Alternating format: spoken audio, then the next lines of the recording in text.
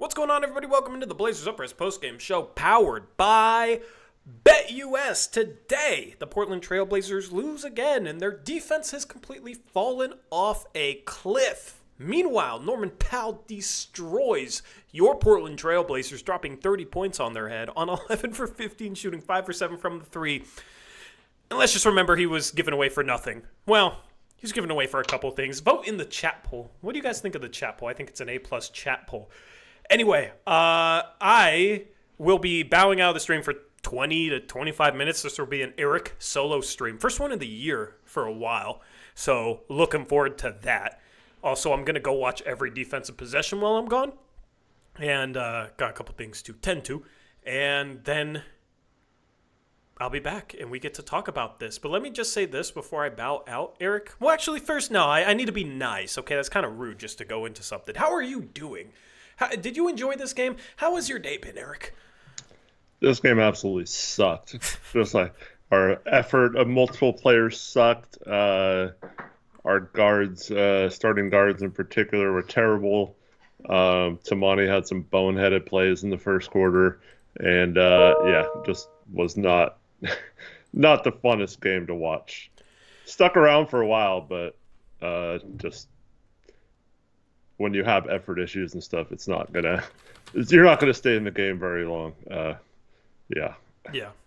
I also don't want to dwell too long on necessarily what I'm about to say, because it is in the past, but when a game like this happens, it's tough not to look back at the past and compare it to the present and chuckle about our own misfortune, I guess you could call it.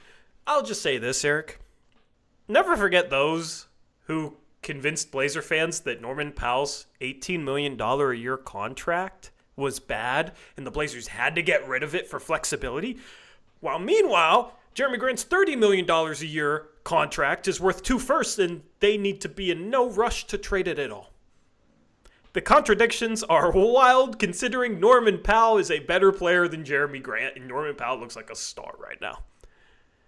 It's funny how the Clippers got him for Keon first-round Johnson, Justice Winslow, Eric Bledsoe's dead money, and some second-round picks. So just kind of funny to see him destroy this Blazer team and remember back to giving away him for basically absolutely nothing. Yeah, fun times, right? Yeah, and with that being said, I'm gonna leave him on that.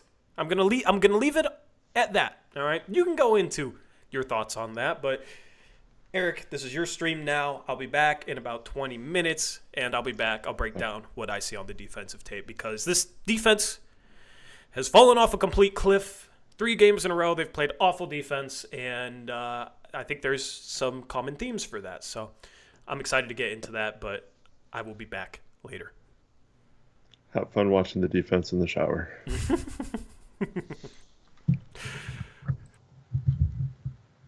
All right, what's up, everyone?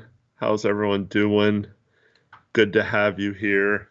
Despite what we watched in this horrible game, did anyone enjoy this game? I mean, it was bad, man. Yeah, I had to show off the Christmas tree in the back. No,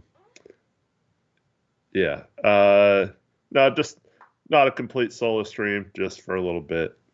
You enjoyed the first half? Yeah, it was okay. I feel like we didn't play that well, but Ayton, I don't know what. I think he hit his first 5 shots. I can't remember if he hit more than that. I think he missed a 3. But he was scoring at least, and then Denny Avdia came in and that is inappropriate, Richie. Yeah, so Denny came in. Denny was awesome in the first half, at least. Got us back into the game, and just was all over the court on both ends, taking it strong to the rack. We've been talking about this on streams, how we want him to attack the rim and dunk more. He got a couple of dunks there, and he was really impactful when he came into the game. Clearly looked like our best player out there on the floor tonight. And then second half came along and the Blazers just mailed it in. I don't know if it's just they knew they weren't going to win by 52 points or whatever they needed to win by to I think they need to set the franchise record for biggest victory in order to make the wild card of the NBA Cup. So it wasn't going to happen tonight. So maybe they just decided to pack it in. But at one point in this game, right before half, Shaden Sharp gets benched by Chauncey Billups for his lack of effort on defense.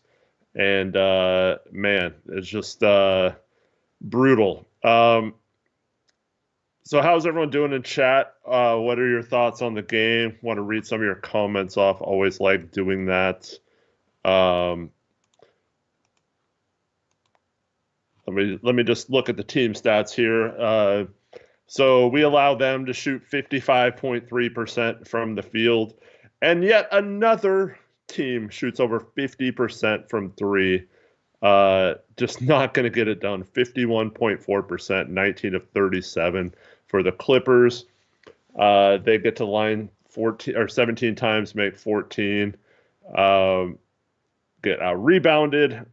We only had 29 rebounds in this game. That's really sad. And 11 of those were offensive rebounds. So we only had 18 defensive rebounds in an entire NBA game. Just not going to cut it very often if you're rebounding that poorly. And while there was not a lot of missed shots by the Clippers, you still have to corral them. You can't let them shoot over 55% from the field and then also let them get 11 offensive rebounds, because that's just a recipe for disaster. The Blazers had 18 turnovers. There were some stretches where it absolutely killed us with live ball turnovers. Led to Clippers 24 points off those. Fast break points, Blazers only get 6. They did not run at all in this game. Meanwhile, the Clippers had 19. So they were all up and down the court on us, thanks to some of those turnovers. Points in the paint were pretty even, 52-50, so that wasn't a disadvantage there. But man, it's just a really bad overall game by the Blazers. As we move over to the individual players, Tamani, man, he normally plays great defense, but he's been doing some stuff like fouling three-point shooters often, and it seems like it's happening like once a game. And unfortunately, he had 2 in this game in the first half, and those are just killers, man. You can't get those calls consistently against you. You have to adjust and not close out as hard or not get under the shooters when they're up in the air. And he's just been doing a bad job.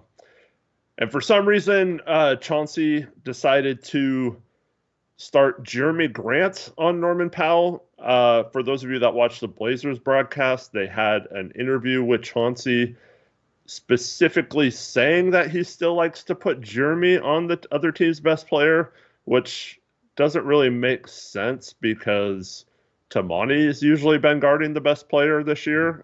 So I didn't understand why he still said that, but then he had him on Norm this game, and I guess Tamani's guarding Harden. But I don't like having Jeremy having to chase a guy around screens and a guy that's as active as Norm's been this season. So Norm starts off, I think he hit his first 5 shots as well. So he was leading the way for the Clippers early on in this one. And that can't fall for his dang pump fakes at the 3-point line too. Come on, you know those are coming. So Jeremy Grant had a couple good moments in this game, but 5-11 overall. He did have 4 assists and 4 rebounds, which I guess is good. But he had a couple nice blocks. But yeah, overall, not the greatest game from him either. DeAndre Ayton played really good offensively in the first half. Like I said, I think at one point he had did he have 14 of 16 in the first half? He might have had almost all of his points, other than a bucket or two in the first half. Um, and so, yeah, Aiton was weird tonight. I felt like to be fair to him, this was one of his better games around the rim of the year. He blocked a couple of hardened shots. I felt like he was doing a nice job of protecting the rim. So I got to give him credit for that. However, when you play a team that has a James Harden or that type of player, and you have DeAndre Ayton 15 feet off of the screen, it's just you're not going to win games that way. Our defense just gets torched because how many times did Harden just get downhill and the defense had to collapse and he just kicks out to a shooter, or someone falls asleep on the backside to a cutting Derek Jones or whoever. It's not good. And then the one time he did press up on a screen, it was like 10 feet behind the 3-point line near the sideline, and Harden easily passes over the top, and then they get an open shot because our defense is all out of whack. And then the other problem is there were several plays where when either Tamani or Jeremy got screened or rotated out, or a couple plays where they both rotated to the same player. And then DeAndre Ayton's terrible at this too, where he comes up to the screen and then starts to drop. But then if he doesn't guard his guy after that, he gets stuck in like no man's land, and no one like tries to hustle back into the play. It's like all of the Blazers are like this, and it drives me crazy. They rotate out or they make a mistake, and they compound it by just stopping on the play, and it's become a real issue. And it's been an issue under Chauncey. Just I don't understand how they're all still doing this under this coaching staff. After, like, you have to find a way to coach this out of them. And if not, I mean, like I said, he benched Sharp for a couple minutes in the second quarter, right at the end of the half. But I don't get it, man. And then getting to the guards, both Sharp and Anthony were brutal in this game, especially defensively. Simons on normal defensive possessions wasn't terrible, but he had a couple of transition baskets where he wanted no part of getting in front of Derek Jones Jr. and just let him go for an easy dunk. And man, if you're trying to be a scrappy team, you cannot do that, man. And I know he was in foul trouble last game and all that kind of stuff. Maybe didn't want to do that, but you cannot just ease up and let the guy go by you for a dunk. You have to get back on defense if you're the point guard. And to Simon's credit, he is usually not the type of person who does that, but in this game, man, he just gave up on a couple of plays. Sharp fell asleep multiple times on the back end, just stood around several times, walked on defense, both back on defense and during a defensive possession. He didn't even hustle out to a shooter. And so, yeah, those guys were both absolutely terrible on defense tonight, and it really, really hurt us in this one. It's a big reason why, when you combine all those things, our poor defensive schemes, our lack of effort from the forwards, and then our just falling asleep or just flat out effort issues by the guards, that was just an abysmal game. Senior Mula says, "My God, Eric is delusional." Okay, cool. What What did I say that's delusional, my guy?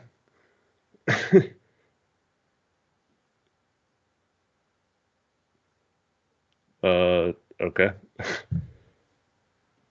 Did you think our guards played good defense in this? I don't understand, man. I don't get it. Am I saying something that's delusional? I don't. Chat, help me out here, man. What did I say? Uh, yeah. So yeah, just really poor. And the only thing that saved us in this game, uh, was that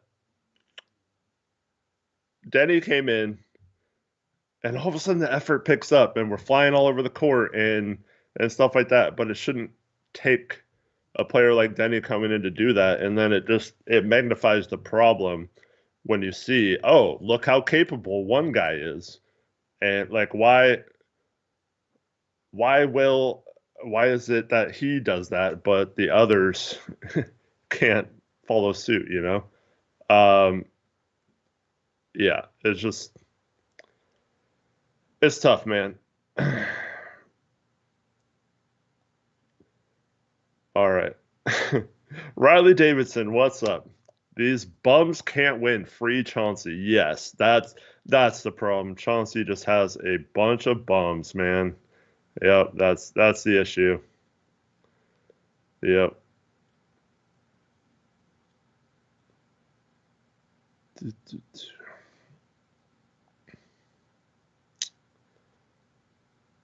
Tori is not gonna rant about Denny first. What's up, Embarking Box? How you doing, man? $5 donation says not worrying about lotto odds as long as Billups is coach. His concepts and schemes will have us right where we need to be when April gets here. Yeah, and that's Taylor Packer says free Chauncey is crazy.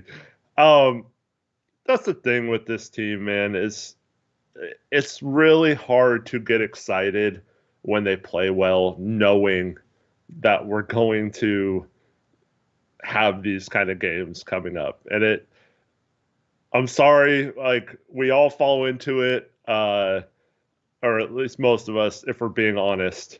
You know, they win a couple games and look pretty good, and you start to see, wow, this is the makings of a decent roster that you can do some things. You've got some switchable forwards, you've got some scoring guards, you have, um, a couple of bigs now, three bigs that all do different things that you can utilize. And I know two of the three didn't play tonight, but you have a ton of different things you can do schematically if you're a coach with a roster like this. So I don't want to hear that the roster sucks or whatever because they're not trying enough different things to maximize some of these guys' abilities or the different things they can do. And so uh I don't know. I really want to see this team under a different coach. And I've said this many times this year. I'm not going to get too high or too low off of any losses. So I'm sorry for all those people that want me to just be all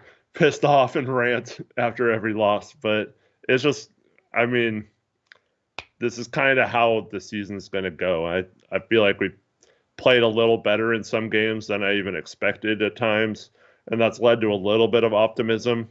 And I'd be lying if I didn't think a couple of times that my bet with Gray Hughes for 36 wins, I was like, oh man, am I gonna lose that bet? So like there's been a couple times where I was like, oh crap. But like now I'm pretty confident. I'm back to being confident, man. Um, but yeah, you guys know me. Like I wear my heart on my sleeve. I don't fake any kind of emotion.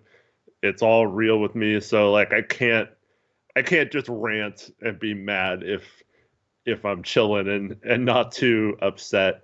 Um so yeah. Kenny D says, according to Blazers media, Billups is a great coach and he's teaching the young players. Hashtag sarcasm.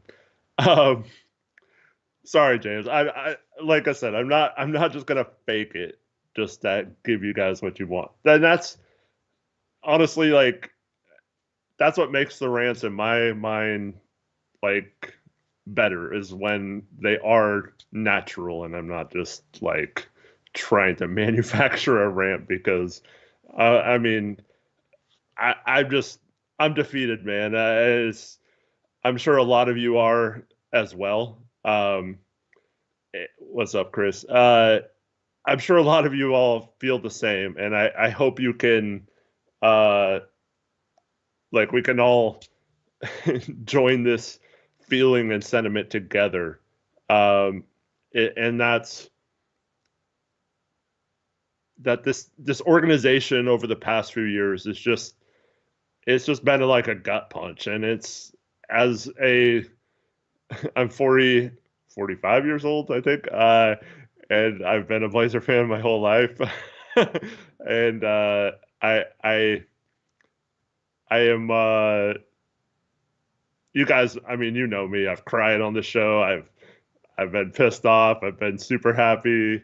Like I've had every gauntlet of emotions, and you know I will show emotion when I feel it. But this organization, until they give me a reason to be emotional about them, it's hard to be anything but indifferent towards them right now. It's just it's tough, man. So I apologize if you want to see me be either super excited or super angry on some of these streams, but I just not feeling it with you, man. And hopefully soon we'll get back to being emotional about our team again. And that's good or bad. I think I don't know. It's probably not good for my health, but it is like part of me as who I am as a person. So, yeah. Double E says I despise the Vulcans, the front office, and most of all the owner. Yeah.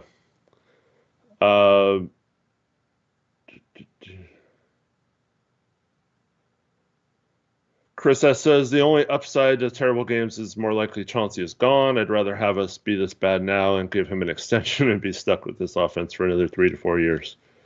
Yeah, I know. Like that was my other thing outside of the bet. Like if we're up there with like 30 wins, like can Chauncey claim he did enough to improve the team to warrant getting an extension? I haven't gotten any sense from anyone what they feel like Chauncey's future is. I know they're kind of just taking a wait and see, but yeah.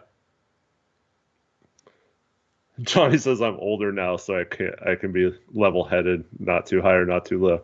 I really don't think that's it. I don't think it's my age. I think it's just that it's hard to like this organization has made it so it's it's tough to feel strongly about anything right now. Mason says Grant got to go start Denny, get a shooter and another good perimeter defender off the bench, trade Ayton and start clinging. New coach, team fixed. Yeah, I mean those things all sound good, but both those guys make over 30 million. It's easier said than done. So I don't know. I swear I'm not dead inside, Cody. I still have it all in me. Uh,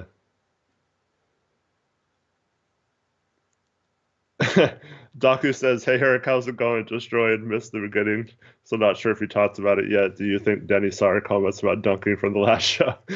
I don't think he saw our comments, but he definitely made a business decision to go to the rim harder and dunk it in this game, and it was good. Yeah." Bruce says it's hard to watch this team. I didn't watch any games last year. I mean, I'll still watch all the games. I'll still support the team. pretty much no matter what. I can't say for sure because I mean I'm not just gonna let them crap on us and stuff. What's up, Airmancer? Uh, I'm not gonna just let the team, ruin their fan base and stuff like that. But I mean, I'm one of the most loyal people there is, so uh, I don't know. I'm not gonna give up on him or anything. Doug says, haha, so glad to see him meeting the rim again. Yes, I feel like he needs to do that, and as he does that more, I think he'll get more foul calls. He gets the line a decent amount, but I think uh he can get to the foul line a little more if he's a little more aggressive in terms of attacking the rim instead of like settling for little jumpers. Taylor wants to know what letting them crap on us look like. Well, okay, so like the Jailblazers era was getting to be that way. The other thing is, if let's just say like 3 or 4 years from now, if they're still crappy, still not doing anything, like I'm not saying like I just give up as a fan, but if they still have like Cronin and Chauncey as coach or something, and they just keep continuing to win 20 games every year and there's no hope or whatever, like it's just I don't know, it's tough to keep engaged and keep that like blind optimism about the team, so I don't know what that means exactly, but you know, uh, running Dame out of town and lying to him and um, pushing another loyal person who wanted to be here his whole career out the door. I mean that's a good start, man. Yeah.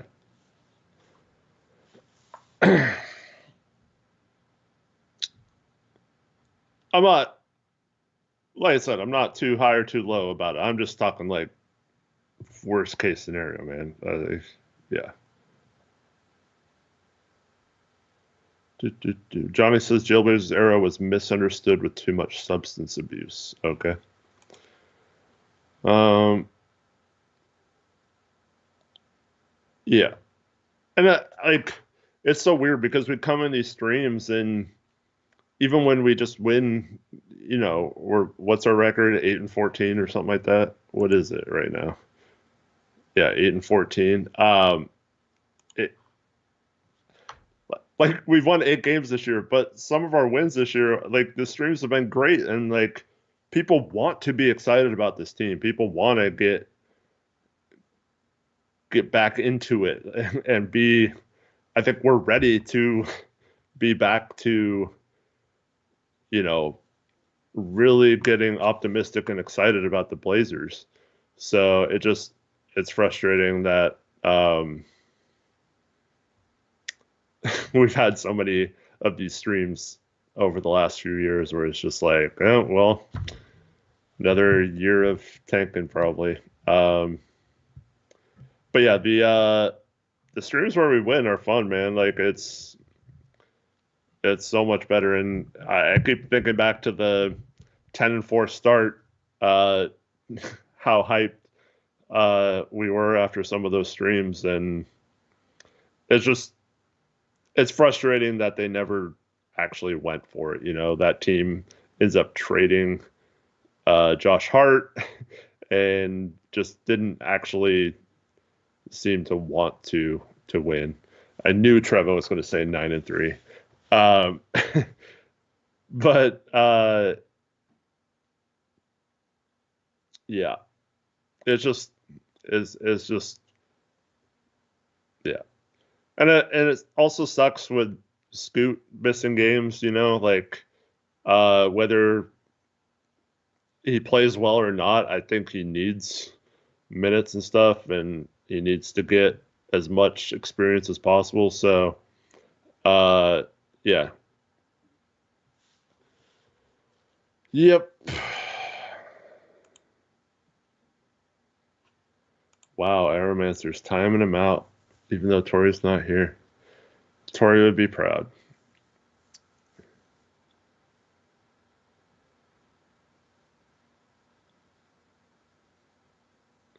Or 2.3. Yeah. If you don't know it, you can't do the joke.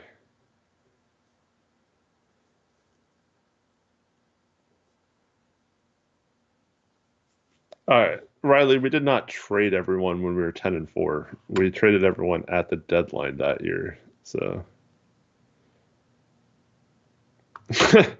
Taylor says, "Don't worry, Eric. Joe Cronin's gonna make you forget all about Dame." I was told. Yeah.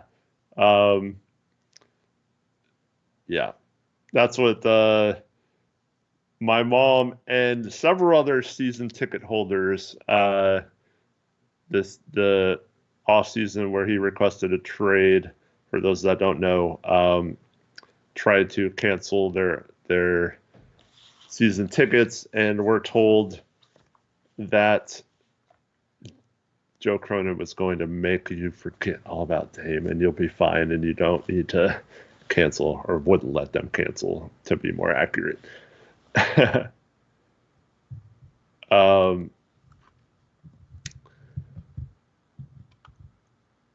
Odia says, why the hell did Grant play 34 minutes and Denny only 24? I think Denny would have gotten over 30, but Chauncey pulled the plug fairly early in the fourth quarter.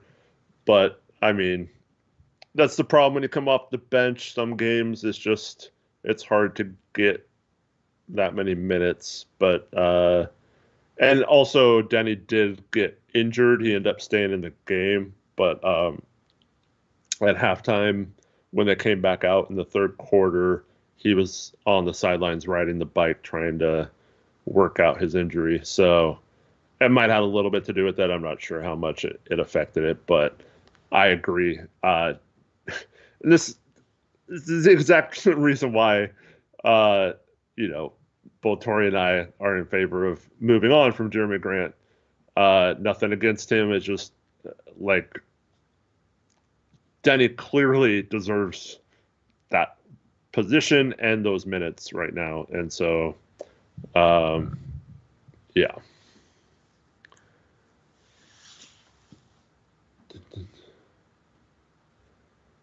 Tori's asking how we could rant about four guys at once. I don't know, Tori, but I want to see you try.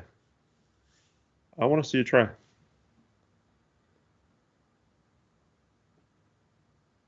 What's up, AJ? Of course, you're talking about Kevin Knox.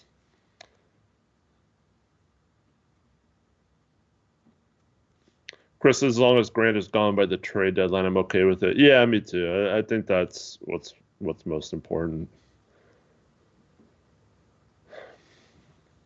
We talked about this last stream. I don't know if they're going to have to lower their asking price or what, but I think no matter what, you got to move him.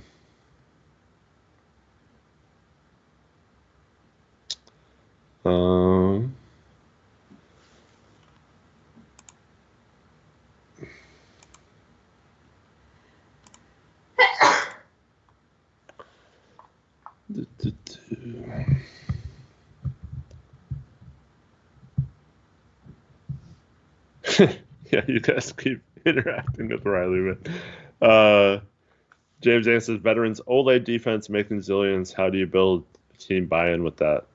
Well, see, that's the problem, and those are the guys. Those are the guys who have the effort issues right now. So I am all in favor of sending a message and benching players that don't give effort. And you see guys like Jabari Walker is the perfect example, right? He had some really good plays in this game, some excellent plays, some good hustle plays. Several times he was right in the perfect spot to accept the pass in that dunker spot. You can't get up fast enough to finish in traffic, and has no jump. He doesn't shoot quick enough. So, yeah, heavy and immobile, as Chris S says, a good way to put it. like, and then there was a time in the second half where he took it up, it got blocked out of bounds or knocked out of bounds, and then he got it back like a couple seconds later off the inbound and did the same thing, lost the ball out of bounds. And he just he can do everything right, and like I said, he had some good moments that outweighed some of the bad things he did, or some of the bad things or issues with just his overall athleticism. But that was fine as long as you're like making plays.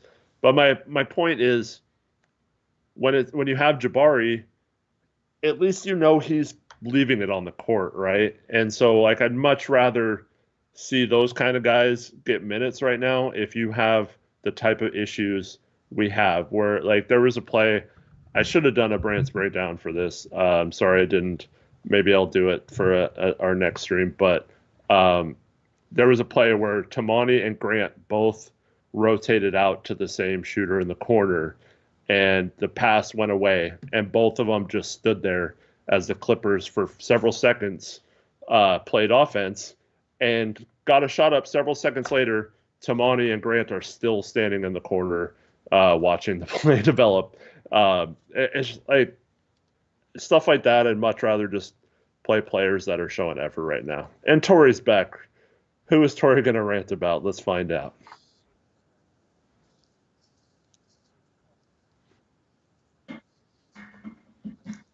You'll manufacture a rant.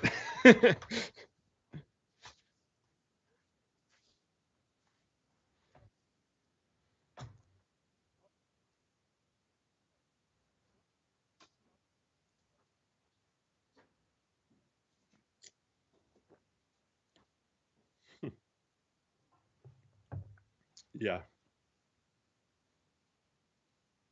Are you muted? Whoops. Another mute rant? Is that what you guys want? Shout out to you if you remember when I went live and was muted for 5 minutes ranting about the refs after that Utah Jazz goaltending game on Dame. That has some Blazers Uprise lore. Unfortunately, I think I Rodney deleted Hood game too. I did it a couple times. I've gotten better, but normally I'm not coming back midstream, so I'm not in my element, right? Don't really make that mistake when I'm streaming because I'm locked in. I'm focused. But like the Blazers today, I came out in this one very unfocused and low effort, and that is my bad. I apologize. I will hold myself accountable. I will put an address on it. I was muted. Mirroring the Blazers, yeah. I was muted, and just gotta put an address on that one. So who are you, Shaden Sharp tonight, or Anthony Simons, or like who? Well, let me start off with this. Okay. So what I was telling Eric while I was muted was I went through and like charted bad defense for the first like 12 possessions. Just on buckets that was good defense, I didn't chart it because like sometimes guys are going to make shots against good defense, right? Yeah. I didn't do it for the whole game because that would have taken forever. Okay, but chat, do you just want to hear my notes? Okay, these are the notes I took on the first, 12 possessions. And some of the shot numbers might be wrong, but you can try and follow along with NBA.com's box score. You can go click on the field goals made at the bottom of the Clippers part and see a clip for every single field goal made by the Clippers. I went back, watched every single one because I did not watch this game. Okay, but I watched every defensive possession, and honestly, I feel pretty ready to talk about the defense in this one, okay? Were you charting this in the shower? Okay, well, why you got to tell the people I was charting this in the shower? Yes, but now you're giving... Wow. We don't need that mental imagery, my guy. I don't know why you're thinking of that. Anyway. I'm just picturing you with like a notepad. How does that work? Please don't picture me in the shower. No, on my phone. On my phone. I got... All right. These are my notes. All right. Okay? All right. Play number 1. Bucket number 1. DeAndre Ayton needs to learn how to give a gap on a freaking screen. So that play, like Norman Powell curled around Zubac in the low post, and Jeremy Grant tries to split in between Zubac and Ayton, which is actually like the correct play because you're able to stay close enough to, if he goes out to 3, to be there, but also you can take away the curl. And Ayton just has his hands on Zubac and just like clotheslines Grant and doesn't even take his hands off Zubac. And Grant's like caught up in Ayton's freaking arms because For some reason, Aiton is just like has his hands on Zubac and won't let him split the screen, dude. It was. Yeah. Do you know what play I'm talking about? Go to NBA.com. That was one of the most ridiculous, like dumbest things I've ever seen, and that was off the jump. You knew what game it was going to be defensively from that very first play. Okay, that was just like. Chat, in case you don't know, giving a gap on a screen means when your guy is the screener, okay, if he's screening, he's not really a threat until he moves out of the screen, right? So especially when you're guarding a center that doesn't shoot and they're not right next to the rim, you're supposed to give a little bit of a gap between yourself and the screener so that if the guy getting screened wants to, he can run into that gap, run in between the screener and yourself, and it gives him basically, he can go on either side of the screen. Instead, when you like hug a guy that's screening or like have your hands on him, you also become a screener. In first play of the game, DeAndre Ayton just screens Jeremy Grant. Just because he's holding on, because I don't know, he's trying to intimidate Zubac and like grab him by his jersey or something. I don't know. That was ridiculous. Okay, that was play number 1. All right. Play number 2. We're in. I'm gonna call this from now on. Go ahead. Before you do this, I gotta read this for you. Go ahead. Chat summary. Viewers are reacting to a basketball game and they're discussing a player's performance, criticizing him for a lack of effort and communication. Good stuff. Good stuff. But what player's performance? Like, not a player's, all the players, pretty much. Yeah. Well, not Denny. Yeah. Not Denny. Like, the couple times Denny got scored on, he played good defense. And I saw him hustling back in transition. Yeah. We'll get into some of the transition stuff. But play number 2. Okay, we're running, and I'm going to call it this now. We're running super duper drop scheme. Okay? Against James Harden. Against James Harden and Norman Powell. We're running super duper drop scheme, okay? While we're running super duper drop scheme, Jeremy Grant goes under the screen. When you're running super duper drop scheme, you're not supposed to go under the freaking screen on a shooter, all right? Unless you want the shooter to shoot 3. It's the only way you go under on drop. You don't go under on a shooter. You don't go under on James. I don't even remember who scored the bucket, but he goes under when we're running super duper drop and it's a shooter. And it's like, what the hell are we doing, man? It's just low IQ stuff from veterans that are paid so much money. Okay, I'm just going to say this before I get into the rest of these plays and talk about some other stuff.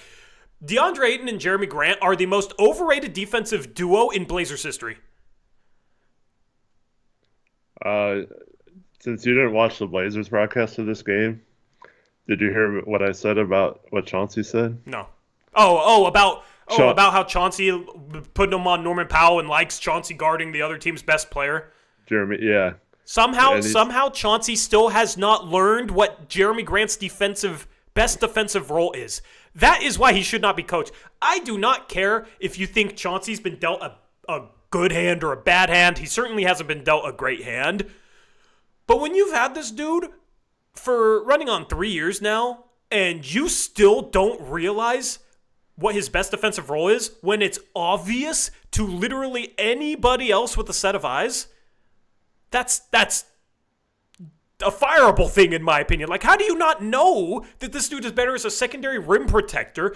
You've seen him time and time again get screened out of every play guarding guards, and guards go off on him all the freaking time. You've seen this for years, and you like that?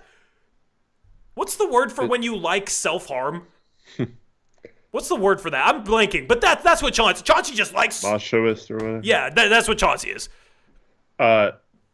Yeah, Jeremy Grant had that, like, his best defensive play of this game was a weak side block off the backboard. Wow. Yeah.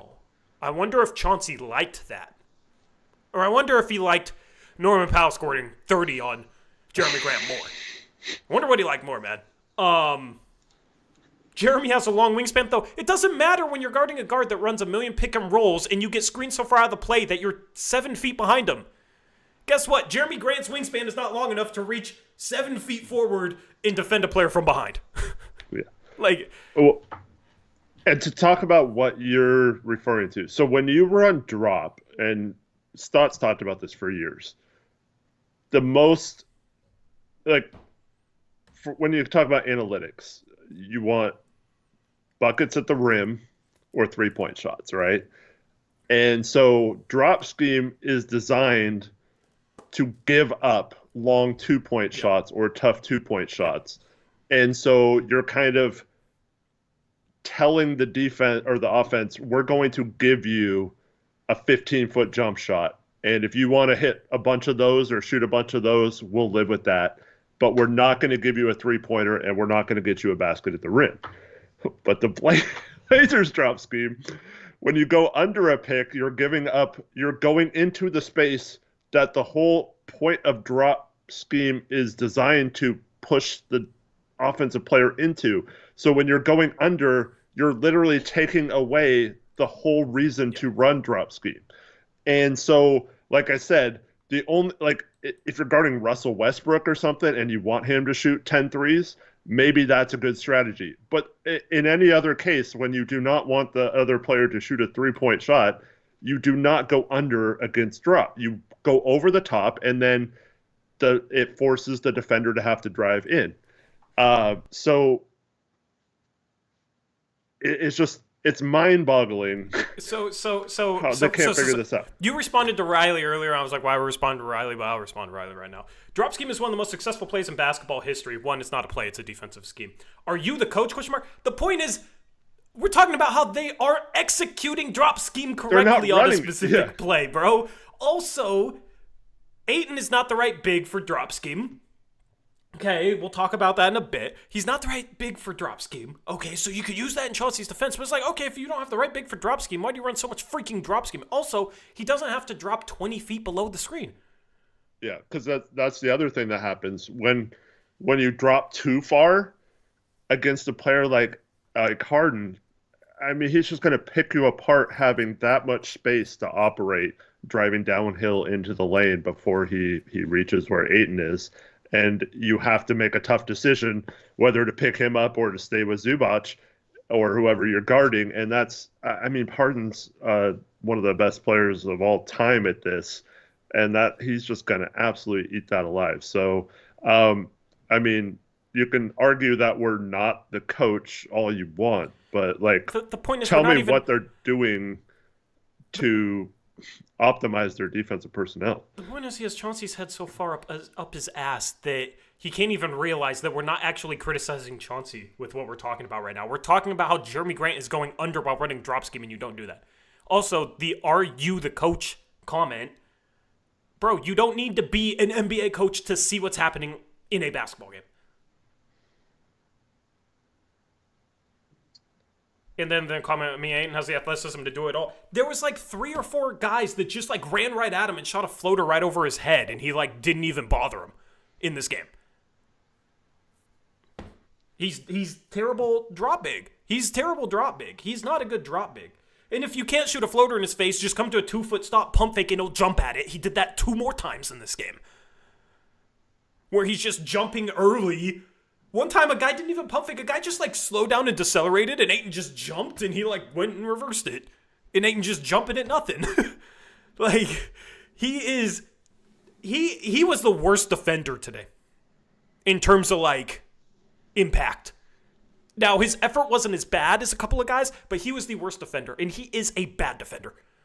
He is a bad defender, at least in drop. His effort is poor. His execution of stuff, he's not high IQ defender, and he's not a presence. There's like 2 or 3 floaters that actually one of them was in this play log, so I'll go on. Okay, so bucket number 4 was an inbound set. You know, that back door where like Sharp got screened off back door, and it was like a lob early in the game. Mm-hmm. So on that play, the back screener was like Zubac. And Ayton is just face guarding Zubac at the 3-point line, even though Zubac is not a 3-point shooter, instead of like playing beneath him so he can help Sharp with the guy coming off the back screen. I mean, are you talking about that inbound pass one? Yeah. 4th bucket of the game.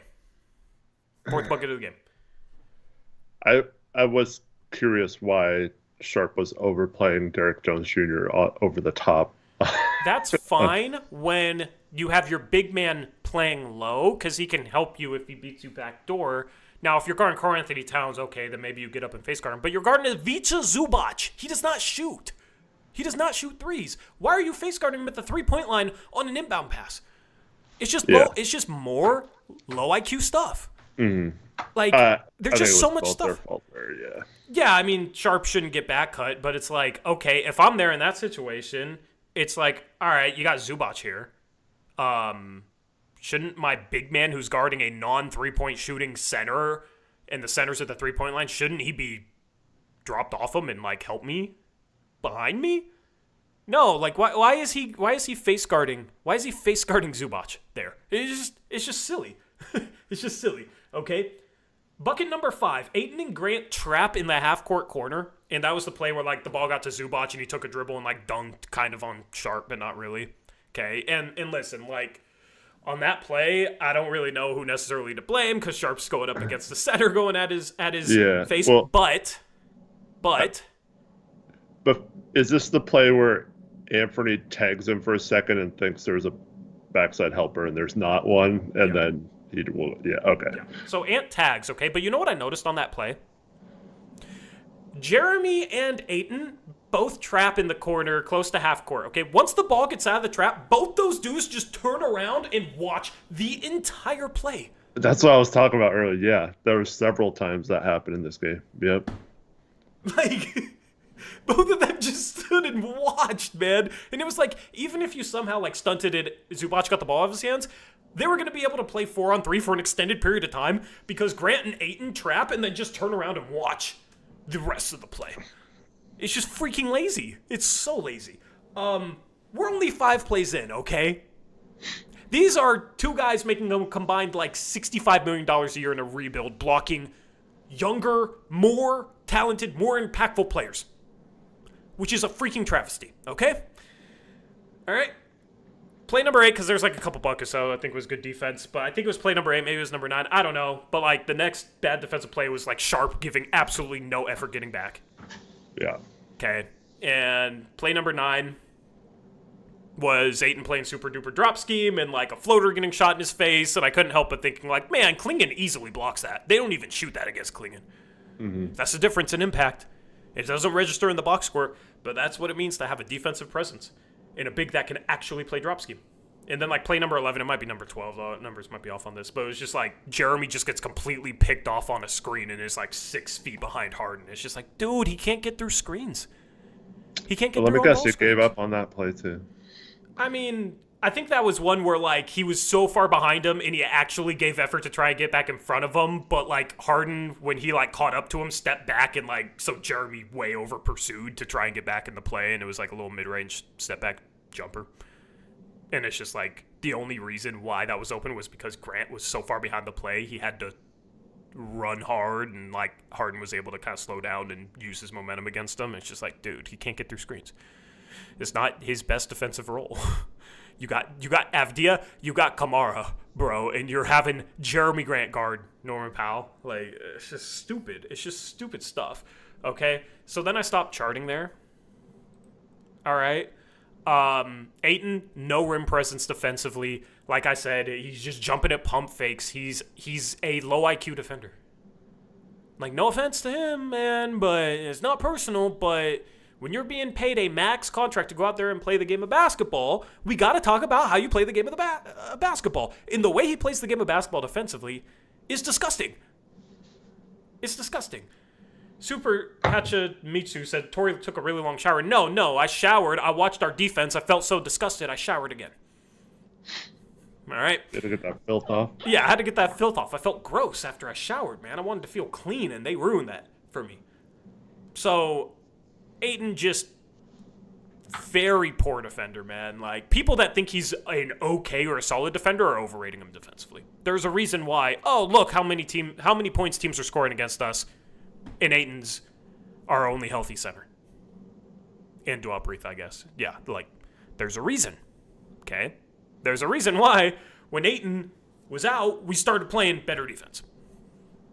He is terrible defensively, man. He's terrible defensively. Every now and then he'll make a good play. And he'll be like, oh, look, see, Ayton can play it. No. It's low IQ stuff that, like, sometimes other players will get blamed for. That is actually Ayton's fault. I thought this was his best game of the season around the rim, too. It's saying a lot, you know? Yeah. He's a great defender. Riley, stop trolling, bro. You got to get a new shtick, man. You're blind if you think he's a great defender. He's not smart. He doesn't do little things well. He doesn't position well. He doesn't give gaps on screen. So face guard Zubac at the 3-point line while somebody else gets back cut and he's not there to help. He is on his heels in drop. Like, he's not... You want to be on your toes in drop schemes so you can actually, like, effectively contest a pull-up shot, but also be mobile enough to, like, still take away the drive. And he just sits on his heels until somebody shoots in his face. He can't even jump because he's backpedaling on his heels. He's jumping at pump fakes in the lane, left and right. None of those things are, like, effort issues. All those things are, like, you don't know how to play defense.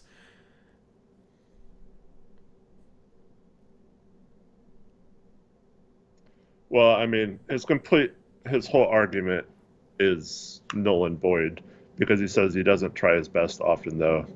I don't blame him. We're a joke. Defense is 50% effort. All right. That's on coaching, too. The coach that you think is some magical, awesome coach, for some reason.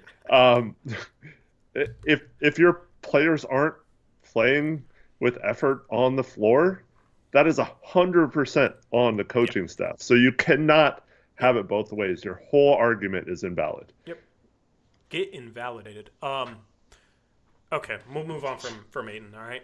Grant can't be on guards. Can't guard guards.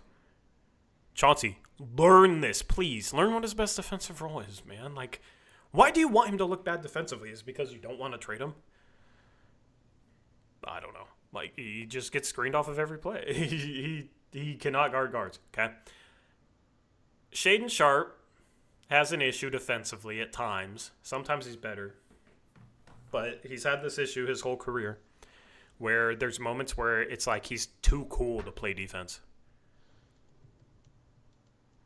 And that bothers me.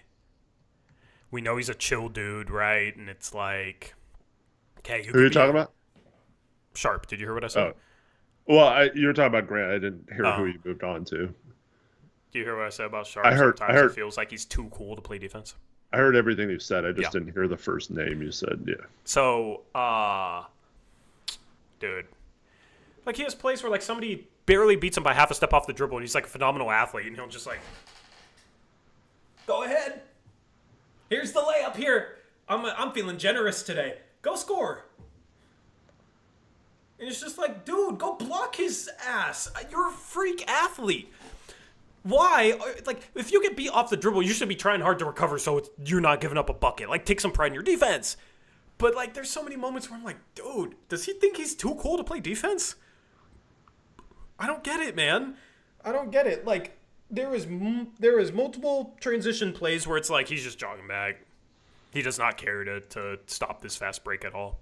And it's like you watch him and then you watch Denny and the way Denny will, like, position himself with, like, a freight train coming at him and, like, somebody lob pass and, like, try and stop the guy driving at him, try and stop the lob pass, then, like, block the guy that eventually goes up with it. And it's like, dude, I love Denny Avdia, man. I love Denny Avdia because that's what Avdia does. Avdia never shies away. A fast break coming on him or he's, like, running with it, dude. He is trying his hardest to stop that. And we got multiple guys on this team, Shaedon Sharpe, Anthony Simons, that just watch. They just sit there and watch. And people say, oh, well, you know, FD is bigger. Simons and Sharpe are both great athletes that can get up. Like, at least try and block a shot. Like, why are you giving up at the three-point line when you're next to the guy running with him? Simons did that multiple times. And it just freaking pisses me off, man. Pisses me off. So, I don't know, man. Like, Shaedon has to be better. Chauncey has to hold that crap accountable more often because it's inexcusable. Did you see he did bench him? Yeah, for the last couple minutes of the first half? But, like, you bench him for 2 minutes? Yeah, I mean, I think it's just sending a message, but... How much does... I don't know. I'm just saying at least he did something about it. I don't know. Yell at him when he's... Yeah, you can talk about the that happens, and you can see Chauncey on the sideline when it's on the Blazers' end, and Chauncey a lot of times just sits there with his hands in his freaking pockets, and it's like, dude, get on his ass. If I see, okay, that play where, like, Derek Jones Jr. had that dunk in the first half where Ant just kind of ran by him and, like, half-heartedly poked at the ball. Wasn't even trying to hit the ball, just wanted to look like he was doing something and just ran past him. Right? Moment I see that, before he dunks the ball, I'm like, you, get in the game. Get him. Yeah. But that's not how Chauncey works. You know, Mr. Putting address on it. It's not how he works. And people say, oh, it's the NBA. You can't piss these guys off. Why the hell not? Okay, piss them off. They're not trying, like their effort's already poor. Maybe they need to be pissed off. Maybe they'll play a harder defense if they're pissed off. Oh, you're pissed off? You don't like the way you're being coached? Okay, go take it out on your freaking opponent. Don't let them score. And it's like, Ant has had comments about like, I want to get the bad defender label out of my name and blah, blah. Bro, even in the half court, Eric, I heard you say earlier, like his half court defense wasn't that bad. His shot contests come across as so like performative and like he's not actually trying to contest shots. And Yeah. like literally, the ball will get swung to him or like swung to his guy. Okay, let me back up here. All right, we got a big room here. All right. Can I just say something about the plays you were talking about with him before you move on to something else? I just want to say, dude, you cannot. I understand. Like a player like Derrick Jones Jr., you're probably not going to stop a dunk attempt. But wouldn't you rather send him to the line than? Yeah. And I know you're in foul trouble last game. I don't remember if he had 2 fouls at the time or not. Maybe he's just trying not to get another foul. But like you cannot just give up and just be like that.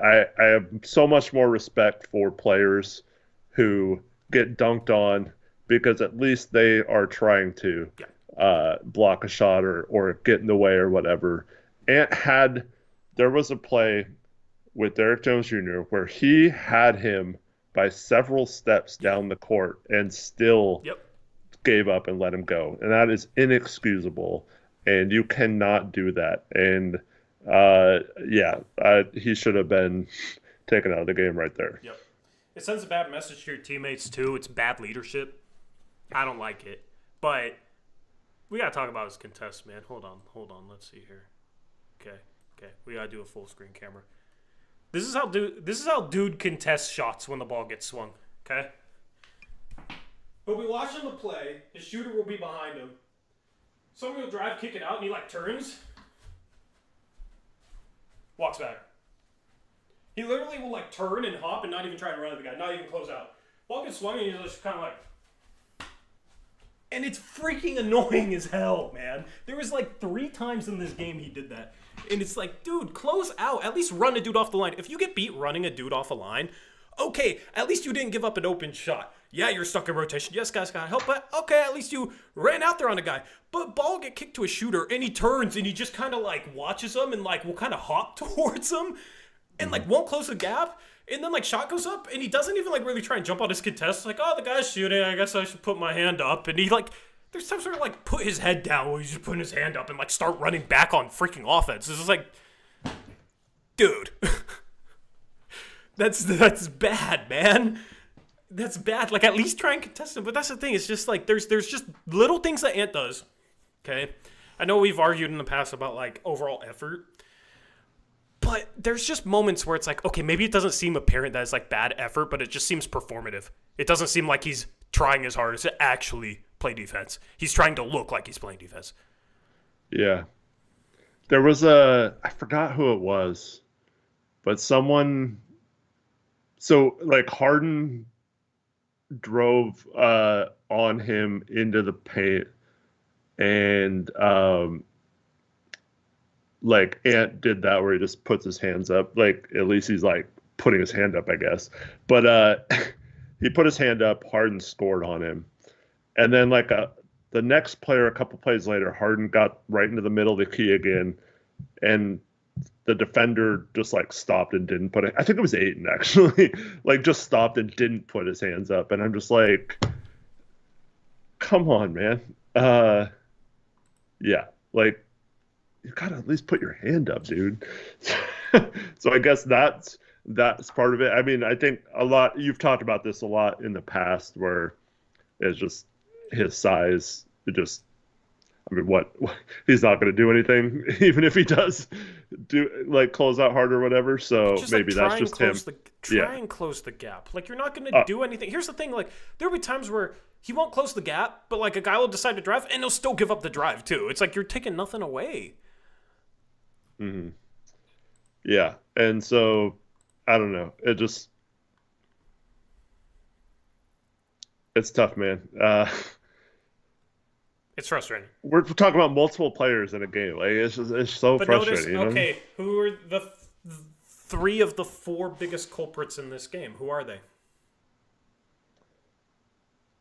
Ant, Sharp, Aiton, Grant. I don't know. Ant, Grant, Aiton. How much are you paying them?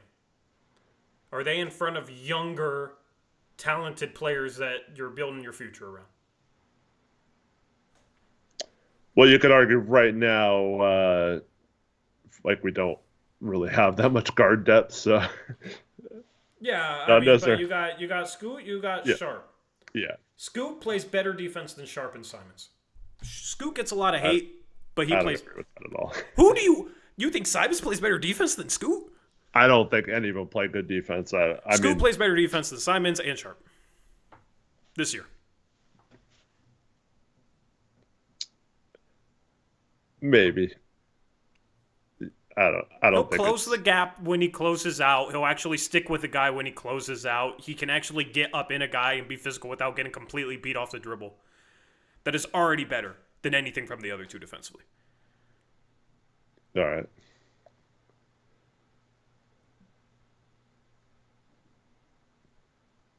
Like I don't know. I don't even know what to say. Like I think it's at least from my eyes, it's pretty clear that Scoot plays better defense than the two of them. Yeah. I mean, I think to be fair, they all suck. Scoot's so like, effort. Scoot's effort is what? Scoot will have a transition moment, but I think overall his effort has been better this year, and I don't think his It's effort been is better, as bad yes, as it's Sharps not. and Simons this year. It is definitely better than last year. I will give him that. Yeah. So and he's the second year player. If Scoot had Sharp should be the best defender out of the three. He has the best physical tools. Hmm. He has the longest wingspan. He's the biggest. Longest wingspan, not wingspan. He has the longest wingspan. He's the tallest. Has the highest standing reach. He has the best vert. He's the best athlete. He should be the best defender out of the three. And there's times where he does have good defense. I think he can move laterally, but it's just like his recovering in a play. If he ever gets beat by half a step, maybe not ever because I have seen flashes of him recovering, but like there's just too many plays where like, oh, I got beat by half a step. I'm just going to stand here and watch the guy score now. And it's just silly. It's just silly. Like, so I'm tired. Here's the thing. A lot of Grant's issues are because he's being misused, so they don't necessarily fall on Grant. But he has some really bad effort issues at times. See, I would absolutely agree with that, but when it comes to rebounding and getting Oh, he's just soft. cleanly picked on screens, and then like you mentioned, You a don't few like plays where he got taken out of a play and that did nothing to recover. Those are all things that he can control, and he doesn't do anything to control them. So while I will give him a pass for the way he's being used, because I don't think it's right, he does nothing to make up for it. Things he can control either. Yeah, I mean, we've seen some moments where he's been a good secondary rim protector. I just like what? Why are you paying Jeremy Grant $30 million a year? Why are you paying DeAndre Ayton $35 million a year? Why? Why? Oh, they're our most skilled offensive front court players. Okay, yeah, they're skilled enough to make us like the worst offense in the league the last 2 years since we got Aiden. Great. Sick. oh man, without him we would be even worse. Like, okay, at least we might play some freaking defense though. The thing is like they had a good defensive stretch, and it almost felt like this team thought they like made it defensively. Like, yeah, we're finally a good defensive team. Yeah. Statistically, they are not. Not even in the slightest. Not even in the slightest. So adjusted defensive rating takes into account strength of schedule, by the way. So like if you face a really hard schedule in terms of facing a lot of really good offenses, your adjusted defensive rating will actually be better because it rewards you for facing tough offenses, right? Like it takes that into account. Portland's adjusted defensive rating, do you know what it either, this is what it was going into the game or after the game, okay? This is just what is on dunks and threes right now. Do you know where they're ranked in adjusted defensive rating right now? I'm guessing it's like mid-20s. 25th. Yeah. They're the 25th ranked defensive team. Without Jeremy, Jeremy was playing, but without Simons, without Ayton, and with Klingon, Robert Williams, this team looked like an above-average defense. And with that stretch where those guys didn't play, and they actually were a above-average to good defense without those guys, still on the season, they are 25th. That shows you how bad this defense is with Anthony Simons and DeAndre Ayton in it. The defense, and obviously without Klingon, without Robert Williams. That is insane that our defense is that bad. But it's because Simons is a poor defender. Ayton is the most overrated defensive center maybe in the league. And Jeremy Grant is not a good defender.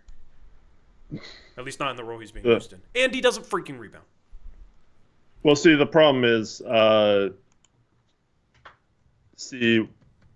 matter who it is, when you have a guy like Robert Williams or Donovan Klingon who's smart and can kind of see stuff happening before it happens and stop it from happening, it makes all the other mistakes or things that much less of a problem. But then when you have a center back there, your main anchor also making mistakes, then it just combines and just magnifies all the other little mistakes that the rest of the players are doing.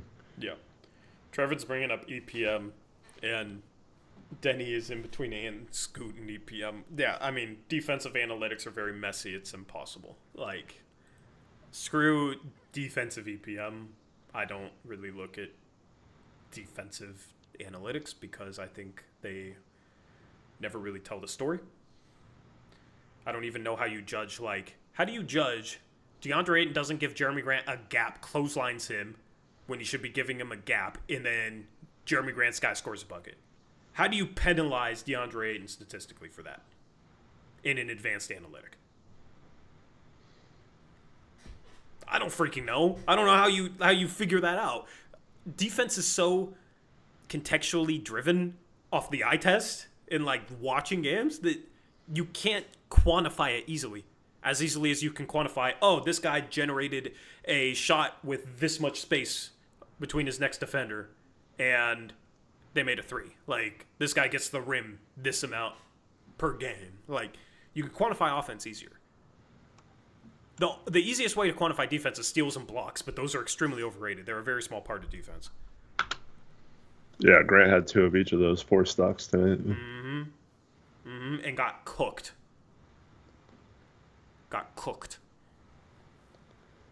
Some people are saying they can't hear you. You can't hear me? Chat, can you hear me? Am I not yelling loud enough? I'm just kicking back in my chair. I'm relaxing, all right, believe it or not. But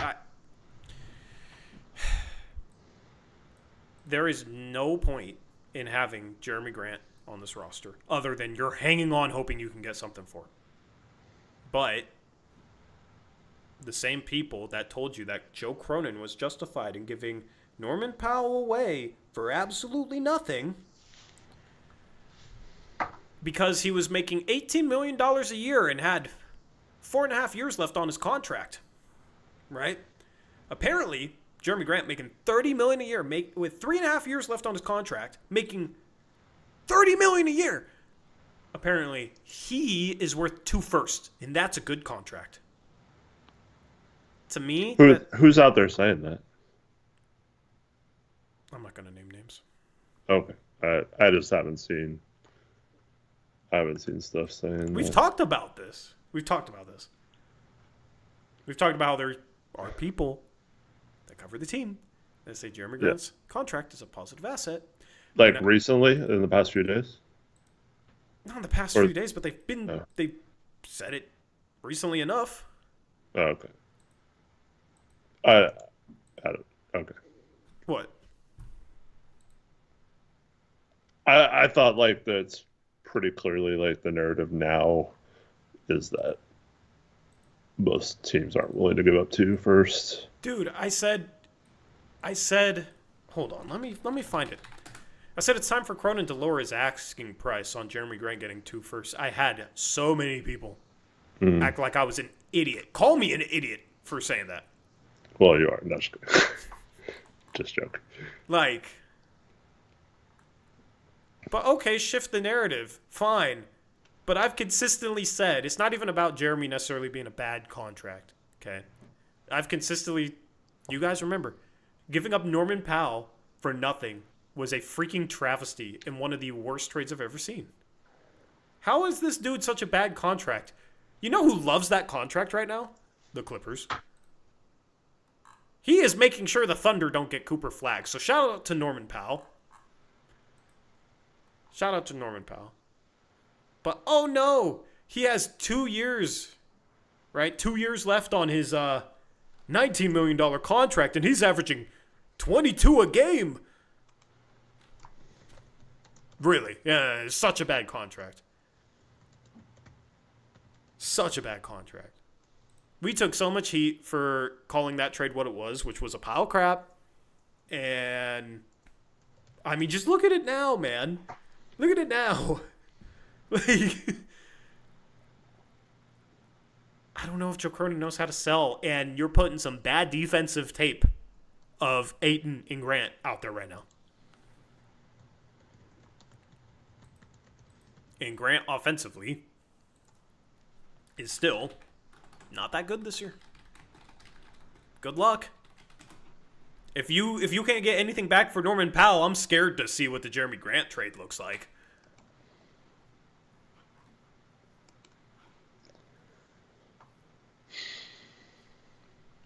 I'm scared. I'm at the point where I just hope we get a single first-round pick for Jeremy Grant. Are you there too, Eric? I still think when it comes to wings, I think there are teams that think he's just not in a good situation. Okay, who's giving him 2 first for him?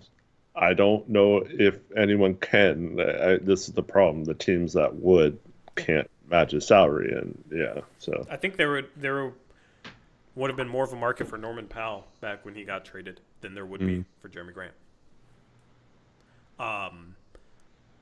Like what team? What team's gonna give up 2 first-round picks for him? I would probably rather give up 2 first-round picks for Cam Johnson right now. Like, what other forwards are on the trade block that a team would like more than them? I think I'm blanking on a name right now, but I think there's a couple. I have a tough time seeing what team gives up 2 firsts for Jeremy Grant. Cam Johnson's easier to trade for because he's making $24 million instead of 30. Yeah, that's part of it. I don't know. So Eric says the cap is going up. It's not as bad as people think. Well, that part could be true and agree. So. But the problem is matching salary and the aprons and stuff is hard. Not necessarily a team having his contract. It's acquiring the contract. That's the tough part. Yeah. But I don't know. As his play goes down, his contract gets worse. And Maybe it's just all situation. But he was in the same situation last year and looked much better. So I have a hard time basing it off his situation. Right? Yeah. So I'm hoping for a single first. People say, "Oh, Tori, you're always so negative." The thing is like when we've hoped for more and then gotten nothing back for Norman Powell, there's been people that say those guys just have overinflated expectations of what they can get back for players, and then they just end up hating on Joe Cronin because of their overinflated expectations. Well, guess what? My expectations are going down through the basement. I don't have a basement to this house, but going down through the floor. Okay? I'm just hoping for one first-round pick. Get one first-round pick, and I'm happy. And expiring. But at least freaking trade him. Don't sit there like after the deadline. Oh well, we value Jeremy, and we weren't in a rush to make a move. We're in talent acquisition mode. He'll be more valuable this summer. They're gonna kick the can down the road, Tori. That's what they do. If Jeremy Grant is on this team past the deadline, like. What's funny is, like, I like the Avdia trade. They got Klingon. Okay, cool. Cronin didn't really do much. But it was just enough where I'm like, okay, you know what? I don't hate an offseason that you had. Mm-hmm. So, hopefully, you can build upon this. Hopefully you can turn things around. And, Did we sign a single free agent other than two ways? No. So weird. Nope. Yeah, it is weird, but whatever. I mean, kept a lot of the same guys. But it's like if you sit there after the deadline and you are still have Jeremy Grant on the roster, what the hell are you waiting for? What are you waiting for? You just gave up 2 firsts for Denny Avdia. You're bringing him off the bench behind Jeremy Grant, who I think right now is clearly worse. I said before the season started, Denny Avdia is a better player than Jeremy Grant. Most people disagreed with me. I get it. Denny Avdia has more of an impact on winning basketball games than Jeremy Grant. He does so many things better. And honestly, lately, like the past month, I don't even think Jeremy's a better scorer shooter than him. That's the funny part. That's where Jeremy's supposed to have all this value.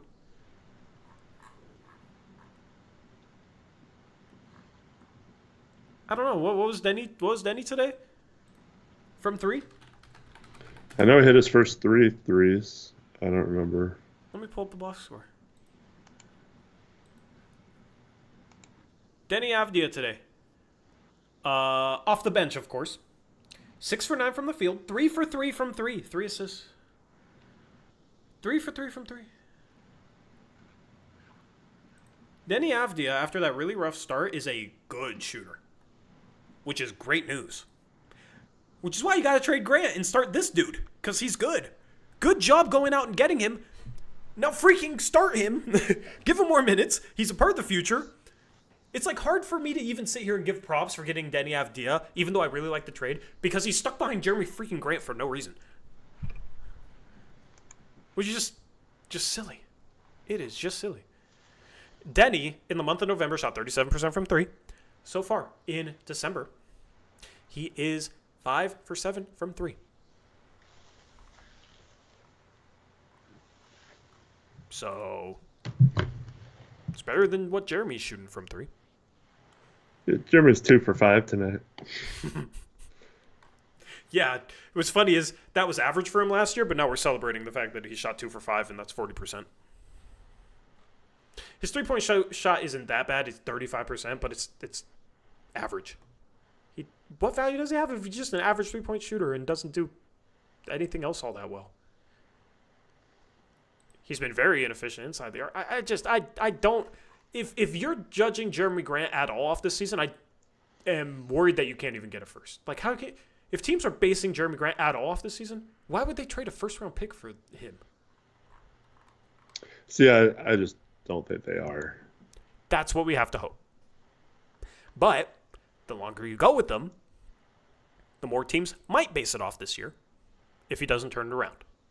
Well, especially if you like bench him for Denny or something. Yeah, which is what they should do. But here's the problem, Eric. You should bench Ayton, you should bench Grant. Grant should still play. He should play behind Denny. He should come off the bench. Ayton, with a healthy Robert Williams and Donovan Clingan, should be the third string center. Okay? But you got to start him and play him 30 minutes a game because you got to try and trade him. But, we're not in a rush. We don't have to trade him, right? This is the problem you run into. You got to play these dudes 30 minutes a game even though they shouldn't be.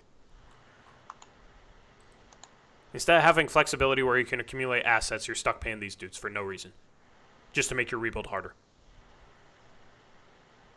Good job.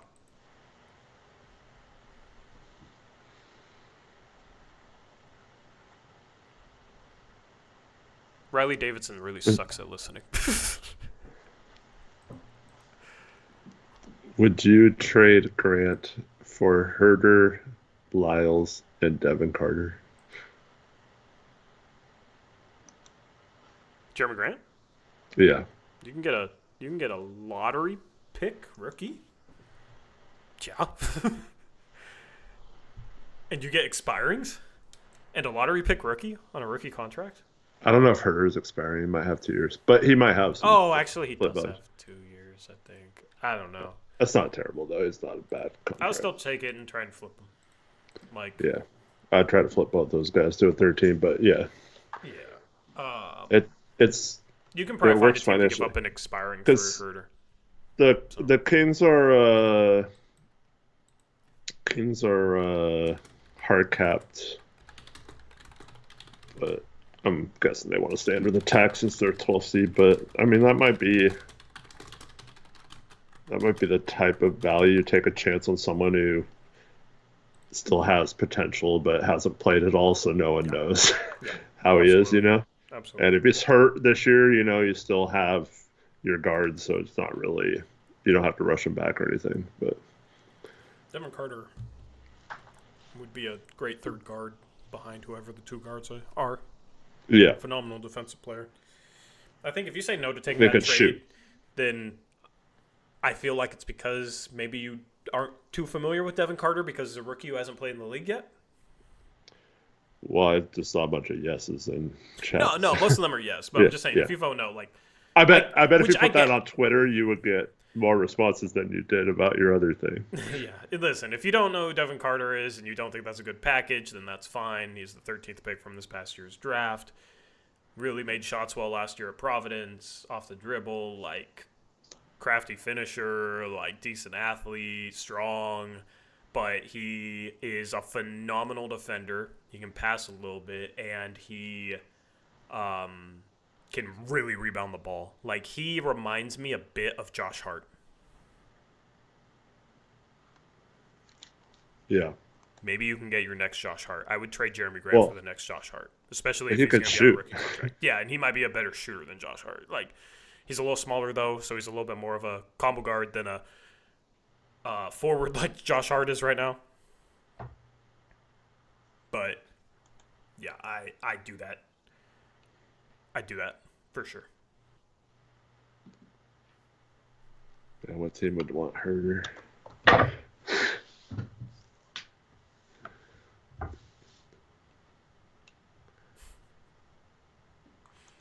Yeah, I don't know. But, listen, to put a bow on this conversation, man, it is... most of the fan base is frustrated. Most of the fan base is frustrated with Jeremy Grant being on this roster, DeAndre Ayton being on this roster. Okay.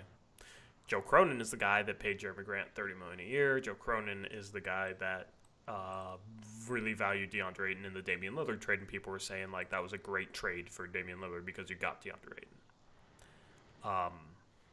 Now we just hope we can flip Ayton for expirings, and now I just hope we can get a first-round pick for Jeremy Grant. Yet somehow, if you go to other internet forums, Reddit, the majority of them think Cronin is doing a great job. And I just don't understand why. Do you think we could get Jalen Tyson for Herder? Oh, dude, if you, bro, don't get my hopes up, man, because that'll never happen. But if you could get Jalen Tyson, Herder's a good fit for the Cavs, I think. I don't know. I mean, is he not like duplicative with Max Strus? Kind of isn't Strus hurt? I don't know. Yeah, but he's Alex gonna Wolf come with back no soon. deal. Yeah, I would praise the earth that Cronin walks on if he ever found a way to flip Jeremy Grant for Devin Carter and Jalen Tyson. that's the kind of trade we need, though. You know what I mean? Yeah, Like, I might cry, bro. That's how happy I'd be. Give me Jalen Tyson, Alex Wolf. Give me Jalen Tyson. He could also justify it by the Keon Johnson logic. You know, you got 2 first-round picks for him. You know? Yeah, well, Jalen Tyson is actually first-round value.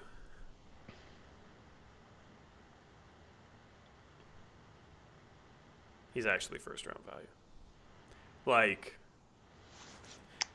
there's some people that don't know who Jalen Tyson is. That's fine. That's fine. He's another rookie. He was a 20th pick in the draft. He was like my favorite draft crush. He has started, I think, 1 game for the Cavs. The Cavs are obviously very good, so he's not playing as a rookie. Okay. The 1 game he started, he scored, and this is a athletic 6'6" wing. Okay. The 1 game he started, first career start, he scored 16 points, had 11 rebounds, 7 assists, 7 for 12 from the field.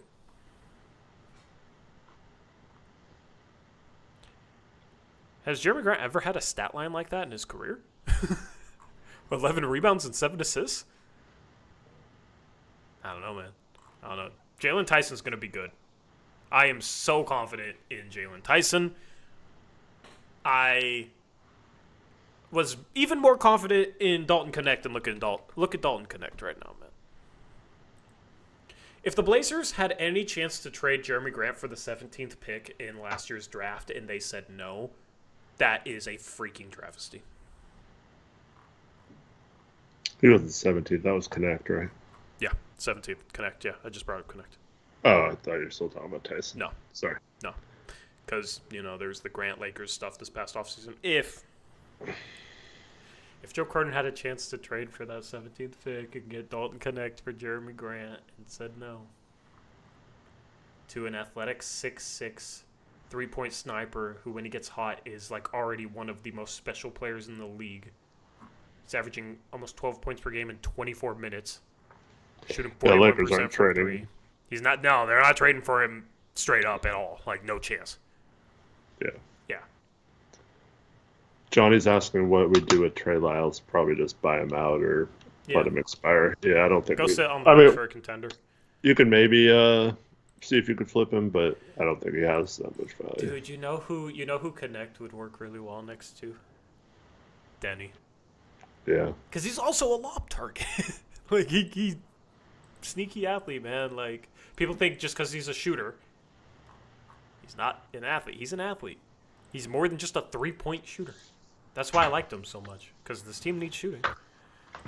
So, yeah. Anyway, I going forward, it is so freaking clear that Jeremy Grant and DeAndre Ayton don't help this team. They might help it a little bit offensively, but they hurt it that much defensively. Okay. Jeremy Grant, when he's used right, is fine defensively, but he's not necessarily, like, great, like people think. And yeah.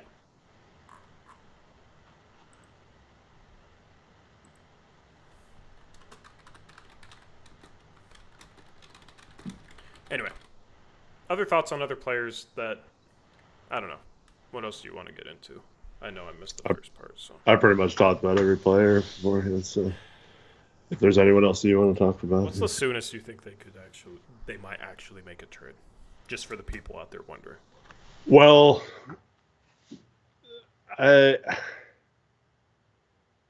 history shows trades just do not happen in December in the NBA.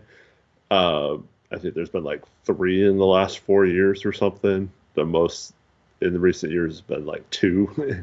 So I think it'll definitely bleed into mid to late January. Unfortunately, Yeah. I Yeah. do know. They'll Just help us think. for the record, because this is going to be a topic in 12 days. Most of the players that signed in the offseason are trade eligible December 15th. If you use bird rights to sign someone, it's January 15th. So those are the two big dates that everyone points to as the trade window's opening. But like I said, trades still don't happen even after that first trade window opens in December very often. Certainly not impossible or anything, but December 15th in 12 days would be the biggest, or the next obstacle in terms of there will be some teams that maybe have some players to match better starting on that day. So I doubt anything gets done before then, just so they could keep all their options open. Maybe they're talking to teams about, oh, in a couple weeks we're going to give you an offer or something. Yeah. Yep. Garbin, stop complaining, man. Like, please. Stop insulting people. Okay? I know you'll say that it's unfair that I had a problem with you insulting someone and you'll play the victim, but bro, stop insulting him. I'm not. I haven't once. You called him a weirdo, and you said earlier, and I hid this comment, you told him you're effing weird, very annoying. But that's not an insult. No, that's not an insult. Okay. That's what you said, bro. Stop.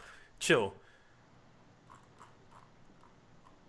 I don't care. Don't insult somebody back. If somebody insults you, let me know. Hi, this guy's insulting me. Whatever. Okay? If that bozo doesn't cause any problems in here, man.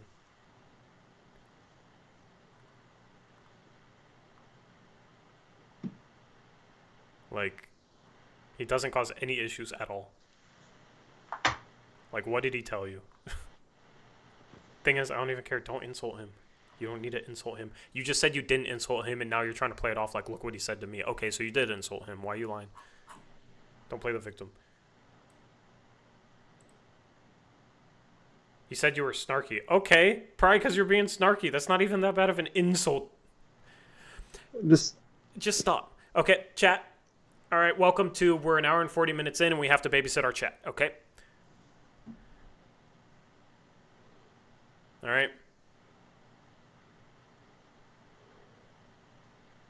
Who cares? Okay, he called you snarky, bro. You're insulting him now, and you're telling us you don't, so you're lying. You're lying. Because every time you start something, you always act like it's not your fault, and it happens a lot. I don't care that I'm not getting it. Don't insult. Don't insult. It's against our chat rules. Like, just be nice. He called you snarky. Don't prove his point. If you have a problem with him calling you snarky, why would you prove his point? Instead, you should just be a very nice guy and prove him wrong. Okay? Okay. Like, just chill.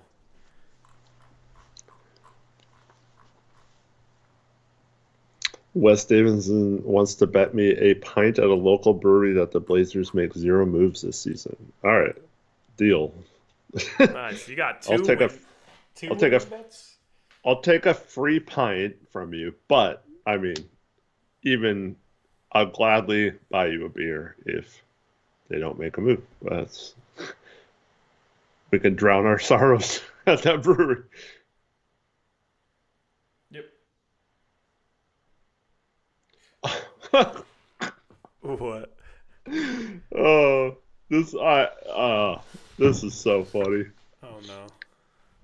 Tori, this is a good one. You're gonna like this. Yeah. Tori, we need to see what this team looks like when Matisse Thybulle comes back before we make a trade. What? Why? We just need to. Matisse isn't a difference maker like that. We need to see how he fits in. Like, bro shouldn't even be playing minutes. Who should he be playing over when healthy? The thing is like almost every team in the league has somebody at least as good as Matisse Thybulle out.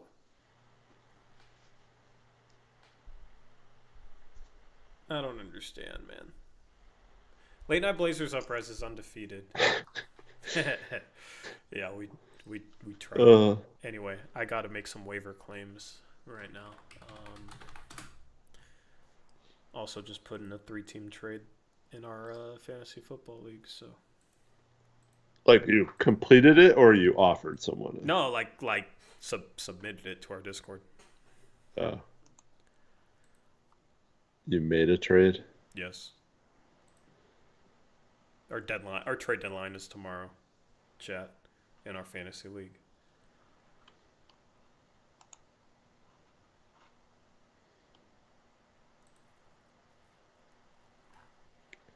Seven from you? 7 from Chase. You didn't put Chase. You said 7 from you. I know. There you go. 7 from Chase. Trying to type it out while streaming is not easy. Anyway. Yeah, so. I'm making deals while I stream, so Cronin can at least make one deal this year. All right? You gonna make one? I need to not lower the bar too much.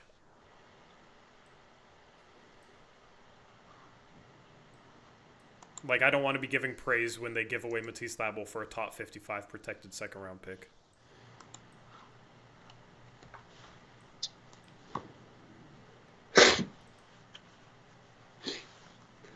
Arrow says if only Tori took fantasy basketball so seriously. Dude, I need an associate manager for that. I can't keep up with it. Why did you join the leagues? You know you weren't gonna. I thought I might. I've tried. There's like 3 of the 6 weeks I've set my lineups and I still lose because like in both the leagues I'm in, like Paul George is hurt, Chris Middleton's hurt, like everybody's hurt. It's just like pointless. Well, yeah, Chris Middleton in your starting lineup for first 5 weeks. I know, but not the first 5 weeks. There's a couple weeks that I actually changed my lineup, and it didn't really matter, unfortunately. So, what if the Blazers were really waiting for Matisse Thybulle to get back because they think they're going to be? Stop. Don't even bring up you and your hypotheticals. Mixtape Boys says, should I start a Jeremy Grant hate account? Please don't, dude. That's so lame, dude. You gotta be doing all that. Nah, Jeremy's been professional. Like, this team has issues for sure. And he contributes to some of the poor defense. But, like, there's absolutely no point to hate on him. Like, he hasn't done anything worth hating on him for. Will we do Tankathon before we go? Yeah, we can do a Tankathon. That's the good thing about Jeremy. You should be thanking Jeremy for helping us capture the flag. Give me Cooper flag. Blazers are alone in 7th place odds. I love to see it. 8-14. Imagine like showing us this post-game show and like, yeah, you guys are really frustrated. You're 8-14. And be like, well, we're 8-14. Yeah, and you also just lost 2 in a row. You were 8-12. Like, how the hell were we 8-12? Still probably gonna lose 55 games, but you know, we should get a trophy that has 8-12 on it just for accomplishing that feat. This is where we're at now.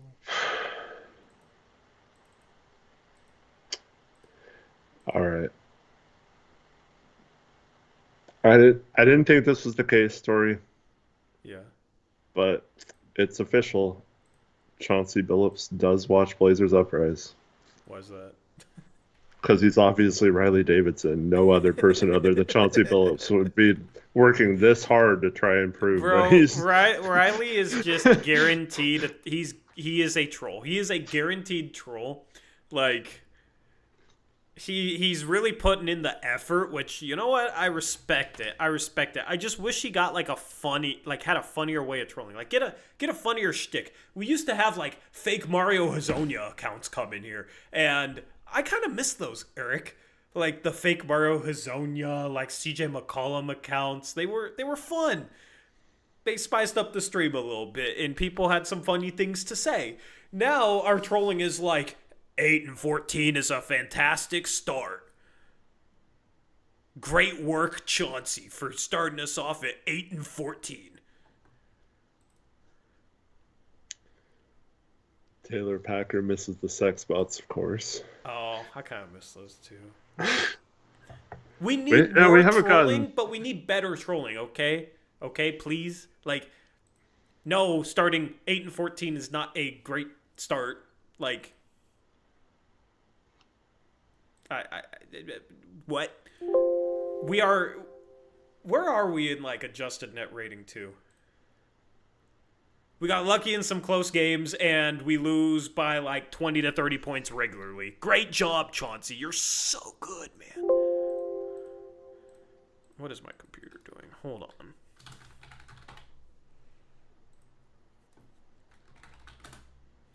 Riley, my guy, he says it's an improvement in lottery odds because they're worse. Have you not seen what happens after the All-Star break for the Blazers? We haven't even hit that point yet, so just wait. Like, it's not guaranteed that we're gonna have better odds than we did or worse odds than we did last year. So that doesn't prove anything. We are currently the fourth worst team in adjusted net rating. Almost 2 points in adjusted net rating behind the Hornets. Over 2 points behind Detroit. We are 2.7 points behind Brooklyn in adjusted net rating. The only teams we're better than. Utah, they're horrible. We're only half a point better than them. Washington, they are the worst team in the league. 2-17. And New Orleans, who has been destroyed by injuries. And we're only a half point better than them. Okay. We have the 6th worst defense and the 3rd worst offense. Why the hell are you giving Chauncey credit unless you're a troll?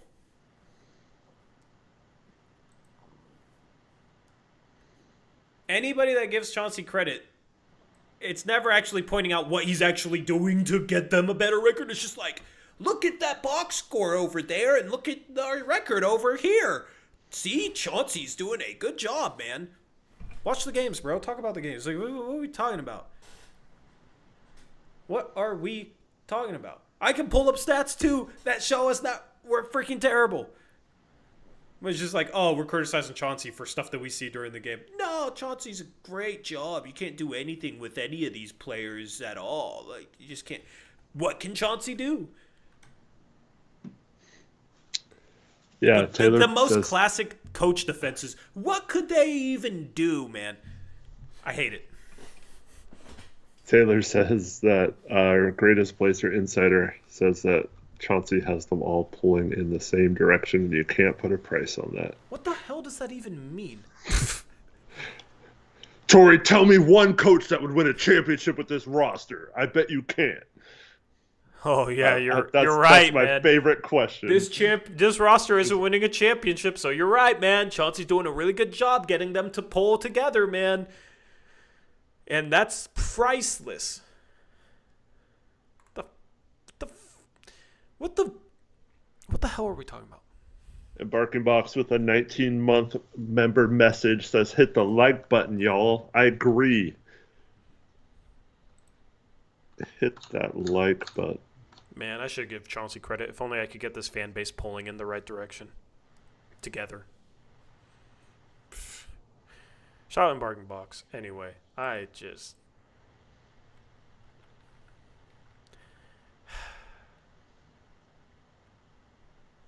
I'm not going to say anymore. Okay.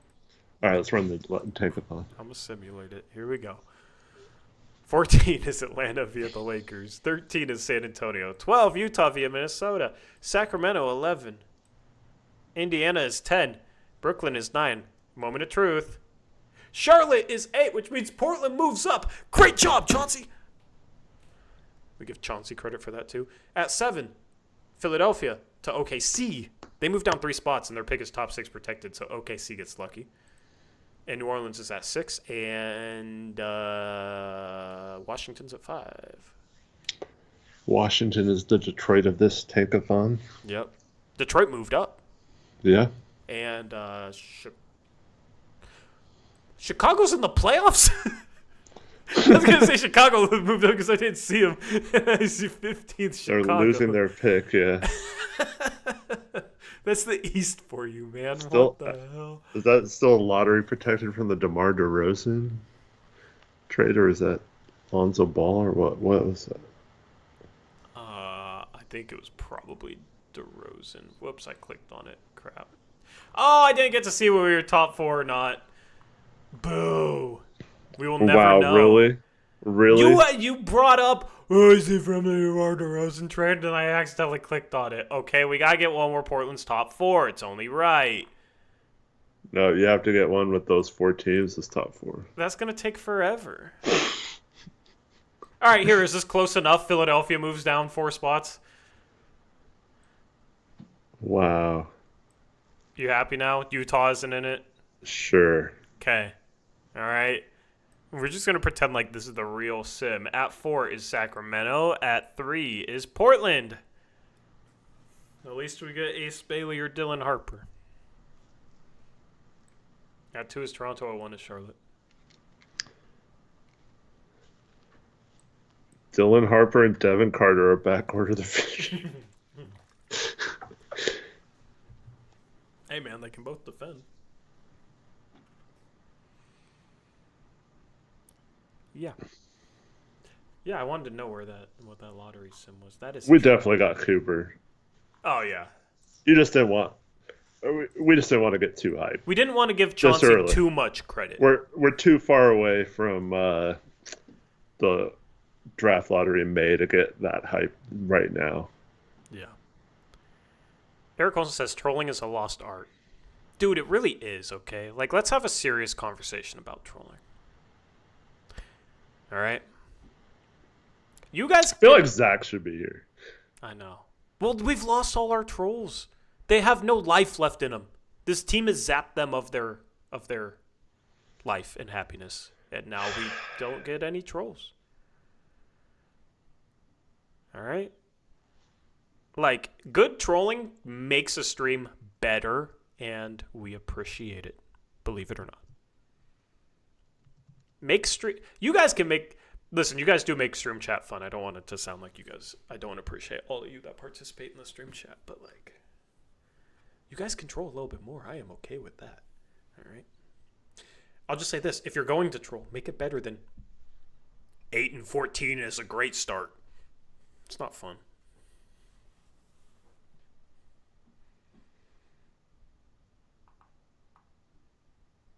Or...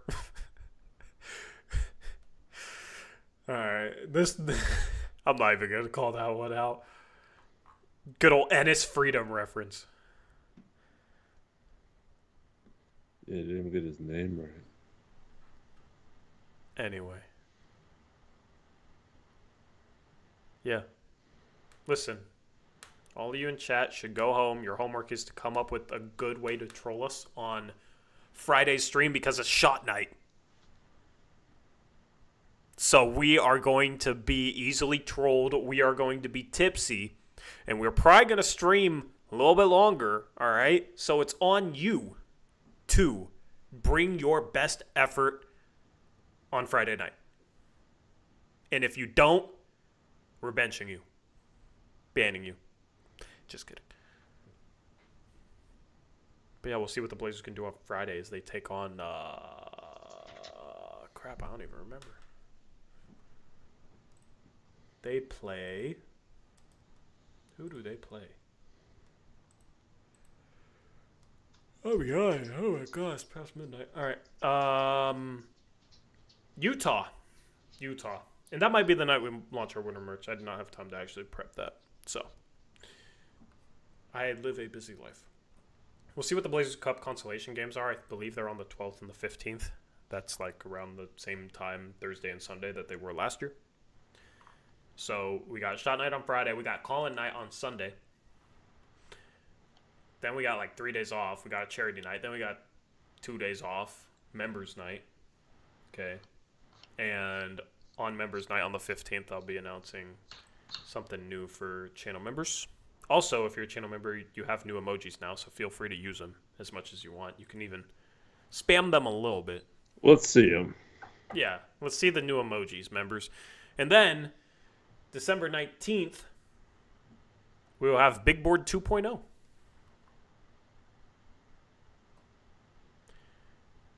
After Sunday the 8th, when the Blazers play the Lakers, they will have, let's see, can I count? Do you think I can count? I think I can count. 1, 2, 3, 7, 8, 9, 10, 11, 12. Yeah, after Sunday, they will have 3 games in 12 days. So. Wait, what? 3 games in 12 days? Yeah. That's just because they haven't announced the 2 games. No, including the 2 games. Yeah. Because so there's a gap in the schedule from Oh, right. December so everyone 8th watches the playoff. Yeah, okay. December 19th, and there's only 2 games that are going to be scheduled during that time. So after Sunday, then it's basically goes, Blazers play the Lakers on Sunday, 3 days off, they play a game, 2 days off, they play a game, 3 days off, they play a game. So it's actually 2 games in 10 days. So very light schedule in the middle part of December during the NBA Cup. Tori, would you play ball? Everywhere, I'm worldwide. Columbia River, Columbia Basin.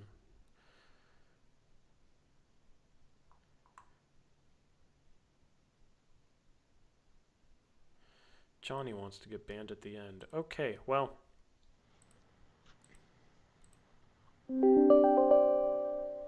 Why am I getting notifications on stream? So 72% of chat said they'd trade Grant for Herter, Lyles, and Devin Carter. 28% said no. 72% said yes. When's the next bar watch game? What is a bar watch game? I think we meant just a watch party, live watch party. Oh. I don't know if we'll be doing any of those this year. Maybe just get together and watch a game with someone. Oh. Yeah. It's work, and with how bad with this team being in rebuild, I don't know. I want a restaurant sponsor that we could consistently host something at once a month. But I want it to be like an actual sponsor of the channel, not just something for free. So, but with everything I got going on in my life, it's really hard to put in the time to actually figure all that out and land one of those. So the thing is, I'm now more comfortable talking to brands because I do that for my work. So I have a lot more experience and I kind of know how to, but it's big time commitment trying to chase down local sponsorships. So that's why we just got our friends at BetUS. Blaze the Nugs, yeah, you can come over if you want. Watch the game. It's fine. You gonna blaze with him? Nope. Will not do I that. don't know if he wants to come over then.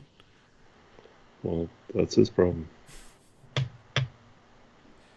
Anyway, Garben says lose some money with BetUS. You can also donate. You can also buy gifted memberships. You can also buy yourself a membership. If you don't have a membership, we're gonna have something for you guys. Or you can buy merch when we launch it. Merch coming soon. Anyway, anything else, Eric? No, thanks everyone for watching. Stream Thursday afternoon and Friday after the game. Hope to see you guys there. Cody Murray, I do not blaze, okay? My eye was because I got drunk on the last shot night and then threw up too hard and popped blood vessels in my eyes, and I wear contacts, and sometimes I sleep in them at night so they don't heal that fast, okay? I do not blaze. Anyways. Hopefully you guys have a good rest of your night. We're going to have a stream on our second channel on Thursday going live close to 4 p.m. Pacific time. We'll pick that day's NBA games. By the way, I went 5-0 in picks against the spread on Monday. Won my island double down. So, feeling good. Eric, I cut your lead in half. I'm coming for you. We'll bring it. Anyway, yeah, we'll have picks against the spread on Thursday. That's always a fun time. That's on our second channel, Blazers Uprise Podcast. Link in the description box below. Join the Discord if you wish. There's a link for that. And check out our socials. Links for those. Everything in the description box below. Please be the one person that actually listens to me and checks the description, okay? That makes you a cool person. Anyway, leave a like on the way out. That also makes you cool and helps support the channel. Easiest way to do so. Shout out to Embarking Box for the donation today. And we're out of here. The Blazers play again on Friday. Shot night. Looking forward to that. Make sure you tune in because we're going to have some fun. And we're going to keep things fun all season long. Anyway, we're out of here. Until next time. As always, peace out. Go Blazers.